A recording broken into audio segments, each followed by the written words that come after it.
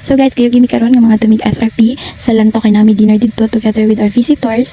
Kani silang visitors kay couple ni sila. Ug sila ang reason nga nakatumig Korea kaming 11 nga leader sa church. So sila ang nag-free sa last 2024. And karon po dahil nga day nga na-take nga video is birthday ni Ate Gemma, which is ang mother namo sa church o usa sa among mama sa church. So nagkita nami na nami sa lantaw ug ready nami mukaon. Ug kani nga dinner is treat ni nila pastor ug sa iyang wife.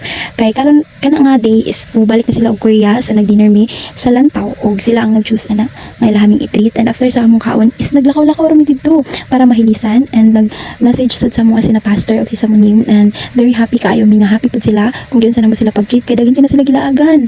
Nilaag na sila bisag asa sa Cebu nga nakaplan based sa taga church. So amo silang gilaag.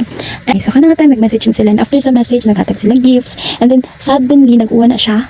So nisulod mi sa usa ka mall, I don't know if mall ba to siya. So dito mi nagpaabot sa ilahang time nga ilahang time parang ato na og airport. So dito na mi naglakaw-lakaw and dami ko yung nga batang gamay. Naglingkod para patay sa oras. And before day na, nagkantahan na mo si Ate Gemma, gigipalitan siya og cake ni Ate Rizel ni Ate Mimi. And then again, isayo na sad sila og balik kaysa kananan gikantahan po na silang duha. Si Samunin, it's belated birthday and Ate Gemma it's her birthday jud ka na nga day. So ikatupong time kami nag-adto sa Korea, sila po jud ang nagasto ato, wala ko nagasto ato bisag piso.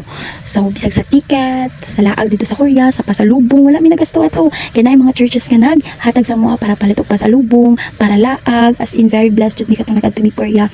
Ang among nagasto ato kay ang mga papeles ra nga need namo para ma-okay ang visa and ang terminal fee or mao ba siya nga fee. So yeah, very happy po kayo ko kay dako kay nakong pasalamat nga ang church kay siguro kung wala jud ang church kay very lonely kay especially wala na ko'y work, may design ako sa akong work kung kina ako'y ginaplano for my life nga akong ginasurrender pod sa Ginoo and hopefully ihatag na ni Lord ang akong ginapray nga ganahan na kay kung makuha na ko. But yes, sa perfect time nga para jud nakalaan para sa ako, it will happen. So I'm still waiting.